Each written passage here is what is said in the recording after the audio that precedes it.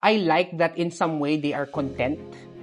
Kasi part naman yun regardless of what you have, you should be content. Pero hindi dapat natatapos doon. You should not be satisfied. You are content, but you are not satisfied with what's happening. For me kasi, kung nag-settle ka, nagiging complacent ka, ibig sabihin, hindi ka na nag-stretch, hindi ka na nag-develop. Alam ko, isa sa atin, or lahat sa atin, maganda plano ni Lord.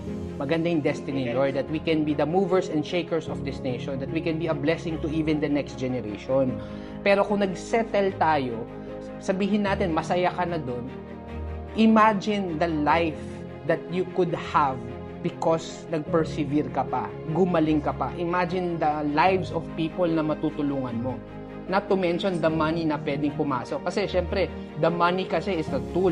The more value that you give, ito sa mga estudyante, as you graduate or sa mga fresh grad, the more skills